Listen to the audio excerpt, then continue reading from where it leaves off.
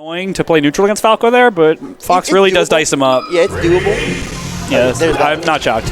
Yeah, and then I think for Falco, you probably want to dodge Mountain Rings. I think that's a stage advantage. I've heard Falco's really like daring on top of the low plats. That's because they could double dare really easily. That's fair. And just apply a lot of pressure without really committing to anything. Yeah, in the meantime, stock just yeah, that was pretty clean. Oh, it's my eyes couldn't focus on where the percents were because I wasn't thinking about the fact that they're on both sides. I just looked at like the left side where they usually are. No, this looks beautiful. I love this. This makes I always wish that like I was the Penn State streamer for about a year and none of this tech existed yet. Oh yeah. Like this was in like 2017, 2018. Console mirroring barely existed by the time I was barely done with it. Right. So like streaming got so much cooler since I've like actively done it. Yeah. I don't know. It's just it's so cool to see how far it's come and how crisp it can look. This looks so good. Absolutely. I mean, I think I know it took heaven and earth to actually get some of this shit to work. Yeah. Which I'm sure setting it up is a bitch. I mean, it's setting it up is a bitch. There's a reason we also have to watch the stream, but we watch the gameplay footage. There's no, you don't see the HUD. Yeah. We had to disable it. So that is unfortunately not necessarily useful unless you know how to count the percent by hand. Oh god. Well, they have that on like the Golden Guardians game show, right? Where they're like the character does a combo and then they have to guess how much percent it did. It's just that, but the whole set.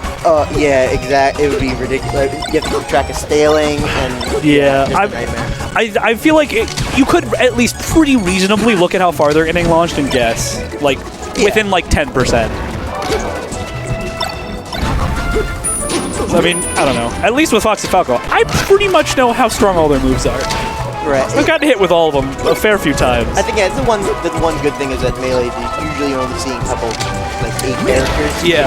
Kind of get a feel for what's going to do what, as opposed to, oh, I'm Mr. Smash Ultimate and I see 20 characters. Ultimate, there's 80 plus characters in that game. That's horrifying. I don't want to learn that many matchups. Like Melee, it's really nice because it has like this sort of like natural selection. People are like, you know, the traditional thing where like Ultimate players, people who don't play Melee are like, Melee isn't balanced, and it's like, it's not balanced traditionally in that you can pick any character and reasonably do well. It's got this like waterfall balance to it, where the top tiers can contend with the high tiers contend with the top tiers, and the mid tiers contend with the high tiers, and there's a couple of counter picks throughout that, but like there's different degrees of how well you can do reasonably in the meta. But usually you're just playing the top 7 or so. Yeah. So it's like this sort of like self-balancing thing where you play the worst characters less, but they are worse. Right. Yeah, I think the problem is that the one counter argument to that instance is PM, because PM's a little bit of an outlier. All the characters are good, at least most of them are, but also it's not overwhelming to play with all those characters. I think that's the sweet spot for roster size, 40-ish. Yeah. I think Ultimate 80 plus, way too many. No, I mean, you give me a Smash game with like 50 characters, I'm a happy camper. Yeah, or they do what they do is, which is just kind of boil down characters into these are the grapplers and these are the archetypes, and it kills me because there's so many characters that are in Ultimate where I really like their design and they're like a really cool take on something. What? You're a best of 5 game. What's it called? Where they sort of like, they have all these archetypes, they have the grapplers, they have like the rushdown, whatever, and there's so many interesting takes on that, and my biggest gripe is that they're such interesting characters and they're trapped in a meta of a game that I do not care for. Yeah, I mean, I think Steve is really, really cool to the chagrin of many Ultimate players, because he can do, Steve and Kazi are sick, they can do like a million different things. I love that. That's awesome. I've wanted to pick up Box Kazuya for a minute, I'm not gonna lie. He sounds busted. Yeah, like, plus I want to get ready for Tekken 8, so. There you go. I unironically was considering switching to Kazuya in Tekken, so I'd be able to play him in Ultimate. Because I'm really bad at true input stuff in a lot of traditional fighters. But hitbox layout is really good. Hoff. Oh, does it auto-update if you have it, like, working? Yeah, if it's set to tournament, it'll automatically update the scores, but if it's at the hand order, it won't. Yeah, that makes sense. That's pretty neat that it has just a toggle. Oh, and you can plug it into Start GG. Yeah, I've not gotten that to work. It's also supposed to work with OBS to actually switch your... Oh, like WebSocket stuff? Yeah, you yeah. can do that, and then it switches to like the stats page. You get the stats from this looking file. Penn State used to have that set up because there was like some pre-bundle where you could like... there was like some open source bundle that was like... It puts the player cams on both sides, and it does the stat sheet for you, and it plugs into OBS and does all that. And, like, kind of just worked, which is really neat. But obviously you can't do anything as elaborate as this with that. Like, it's all pre-packed. Yeah. This is the kind of stuff... This is, I think, the second prettiest stream I've ever seen. I always have to give respect to Geeky Goon Squad, who consistently produce the most gorgeous Melee stream I've ever seen. Like, every Fate stream is just beautiful. They like do all this like custom art, and it's all looking hand drawn. It's HD and it's crisp, and the overlay looks good. I'm consistently blown away by them, and then I wonder why more American streamers don't do it. Because I mean, obviously it's pain in the ass, but yeah, I mean it's a lot of work and effort, and the payoff is only so much. Yeah, but it's really nice. Yeah, I mean, I think it's also just like how are you designing it for future-proofing? Like, if you're just making any setup, who cares? You're just trying to show the game of Melee, but you're not going to see that from a tournament's, like a big tournament's design, because they have a lot of sponsors. There's so many logistics, and they their designs are going to change. So that's a lot of money to invest in something that's going to change because how you want to brand it is different. Yeah, which is I understand not committing to that, but. Damn, it looks so nice when they do. Like, this looks great. I can't get over it. It just looks great. And it's funny because I've been staring at this, looking at how good it is, and I've like barely registered what's happening in the game. Oh yeah, I mean, it's been back and forth-ish. I don't think anyone's really exploited anything super hard yet. It's super obvious. Yep. That's super classic. It happens every day.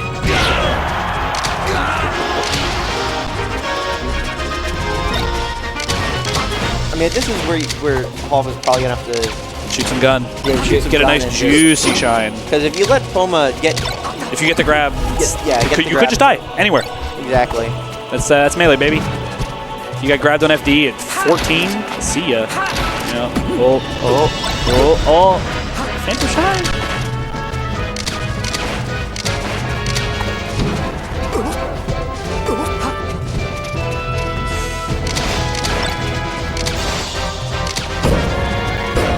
Sick. Oh, I thought there was like a weak back air coming or something. That's what I thought too. Missed the double jump. Unfortunate. All right, 1-1. Oh, I am highly considering showing up on the unpaid weeks and playing like Samus or Peach or something. It's gonna be very fun. If I could get my box Peach to win a local, that'd make me so happy. All right. Yeah. Dreamland. Sure. Yeah. Bunch of space. Gun better with more space. Fox doesn't really gain that much with more space against Falco, right? Yeah, I mean, the biggest thing is Falco might have a difficulty getting back, but... that's going to happen everywhere. Yeah, that's the thing. You're going to have that happen on any stage. You gotta pick your poison. Yeah, I think... it's not like that any stages in this matchup, from what I understand, are that bad for either character. No. Ooh, that's dead. Back here. Shine, whatever.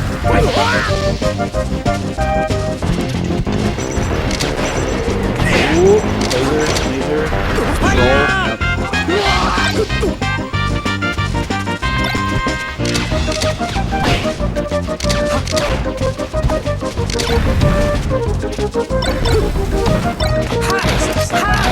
I haven't streamed for like a year or two. I did it for like a year in quarantine because I was stuck in my basement. Yeah, that was fun. I had a fun moonlighting as someone who streamed like 4 or 5 times a week for like a year of just being in my basement. And then I could go outside again, and I immediately stopped. I might do it again sometime. I also, the moment I could go to a Jersey local, I stopped entering online locals forever. Online locals do not do it for me. Like, it was nice being able to like have the tourney experience in a situation where there were no IRL tourneys, period. And rollback made it bearable gameplay-wise usually.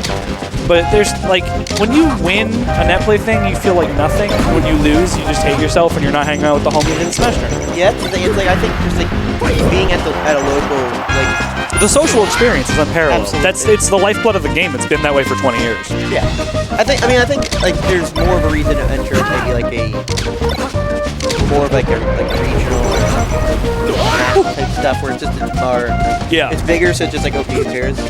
But the locals, when it's just something small, it just kind of sucks. It loses a sheen of not getting to play with the homies. Yeah, and like, damn, I was jonesing for an IRL local by the end of quarantine. Oh my god. And like, it's a lot of I played a lot of Melee in quarantine, but nothing beats IRL. Absolutely nothing. It's the best. It's just you and your opponent, or you and your homies, or both. They might be both in bracket. Yeah. This is scary. See, Hoff looked like they were in control, and then they got blipped, and it's looking, I mean, not impossible, clearly, but, you know, you take another back air or two, you're looking rough.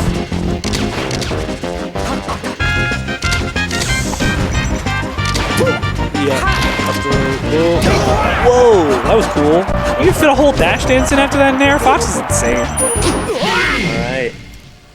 Alright. So come up 2-1. What's up? Hi.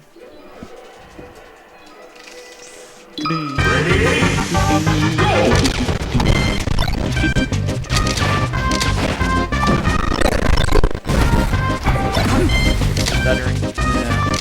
Yeah. Alright, what do you got? The transition? The little pillar transition from like down air not knocking down to down air knocking down seems so goddamn weird as Falco.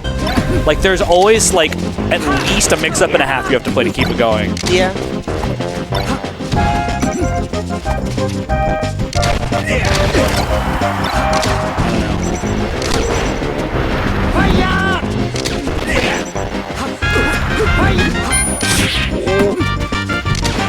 I feel like neither of these guys have a lock on the other one's tech patterns.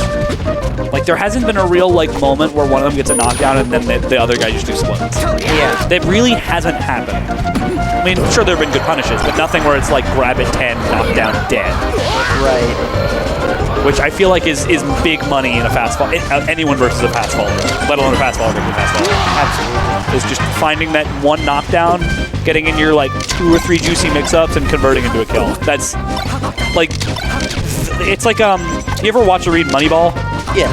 Where it's like, it doesn't matter if you run the numbers as long as they get on base. It's like, you can run the numbers all you want as long as you're taking more stocks than your opponent. Who cares? True. Like, it doesn't really hold up in a crew battle, but that's about it. But like, as long as you're outpaced, like you're not losing stocks faster than your opponent, that is inherently your win condition, right? Yeah.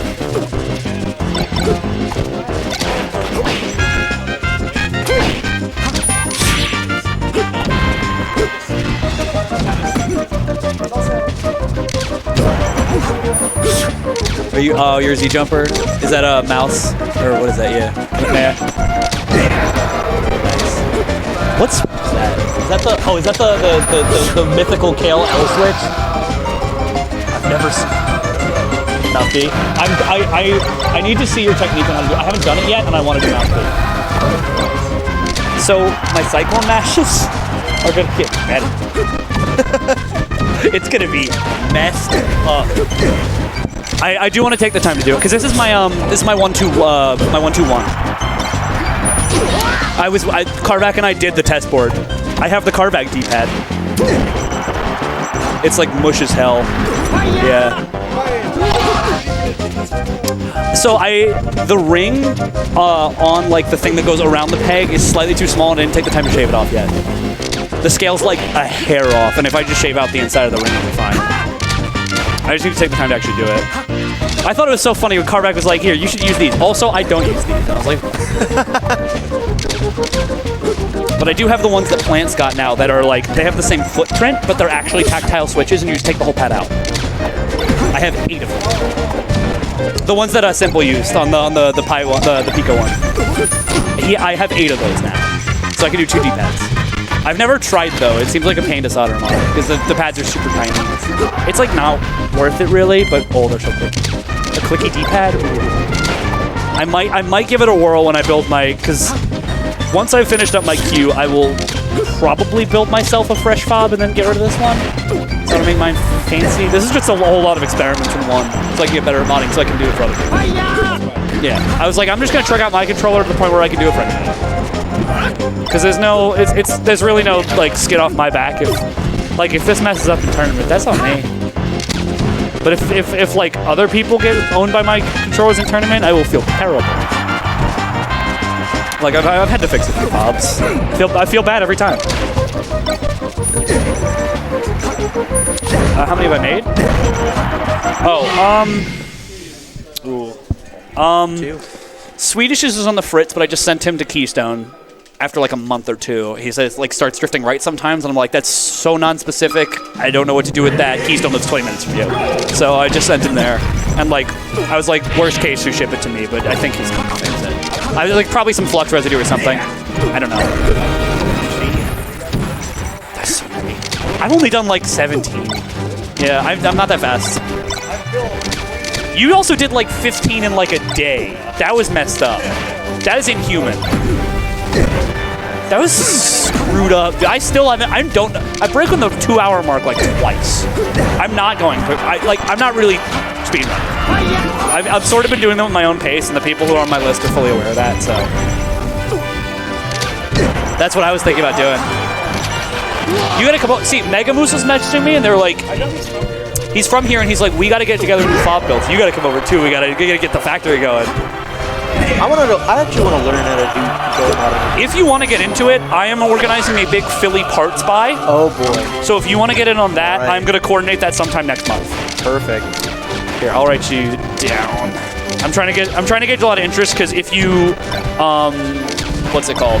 Like most of the fob parts, if you buy in bulk, you get a discount. Yeah.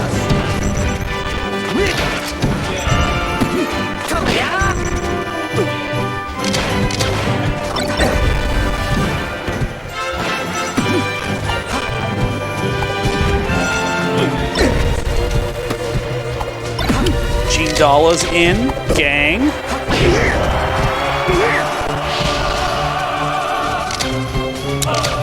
What's your tag? Sorry.